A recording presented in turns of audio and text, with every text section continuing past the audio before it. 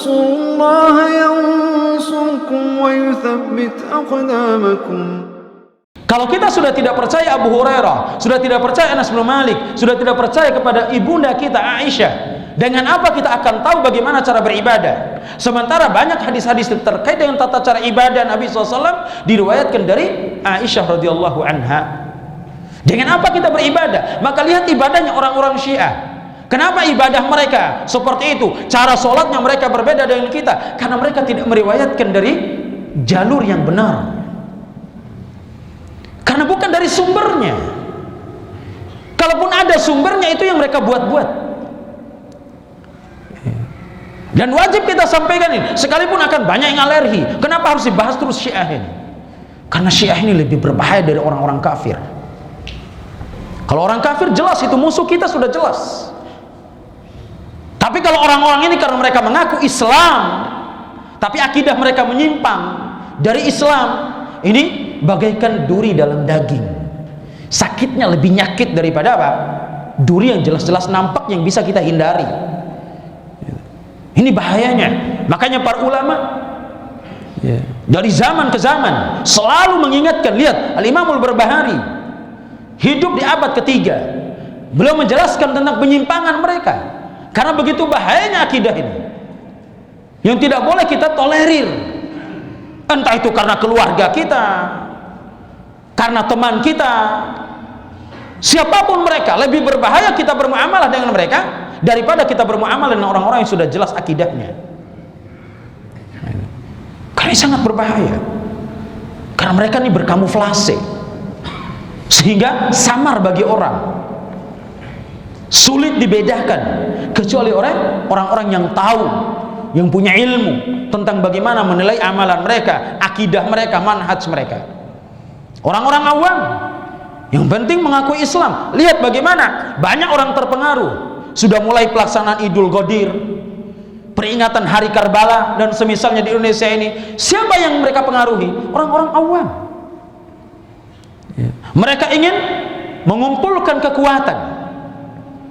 Namun dibalik, justru dituding sekarang ini dakwah salafiyah yang disematkan kepada apa? Dakwah wahabiyah. Mereka menganggap bahwasanya ini dakwah salafiyah ini kalau sudah punya kekuatan mereka akan membantai kaum muslimin. Itu sebaliknya. Lihat yang terjadi di Suriah.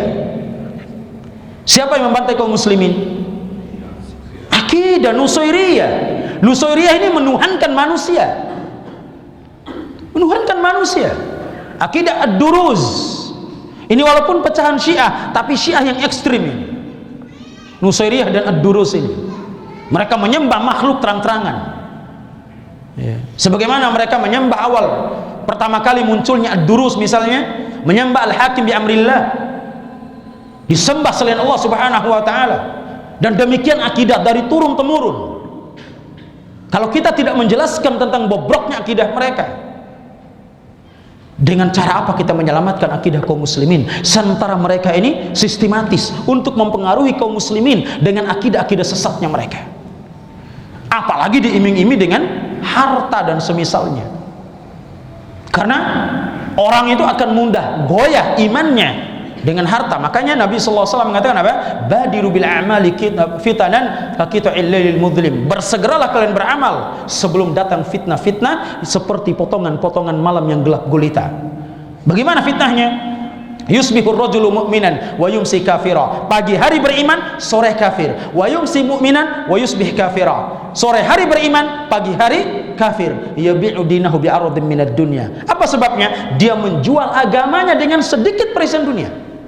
Sedikit perhiasan dunia. Maka diiming-iming yang penting dapat uang, apapun, kita tidak peduli akidahnya. Ya ikhwah, kita hidupnya sementara. Kita hidup di dunia. Usia kita kata Nabi SAW antara 60-70 tahun, sedikit yang melewati itu. Sementara pertanggungjawaban kelak di akhirat itu abadal abidin, selama-lamanya. Kalau salah jalan kita yang sesaat ini, akibatnya fatal bagi kita. Kenapa kita tidak mampu bersabar dengan apa yang dititipkan Allah Subhanahu wa taala di dunia sementara ini, sehingga kita akan menuai hasilnya yang begitu baik kelak di hari kiamat? Kenapa kita harus goncang ketika kita dihadapkan dengan harta, karena banyak orang-orang awam yang seperti itu, yang diiming-imingi dengan harta dan semisalnya, akhirnya goyah mereka terkait dengan akidah, terkadang diperjualbelikan oleh mereka. Iyadzan billah.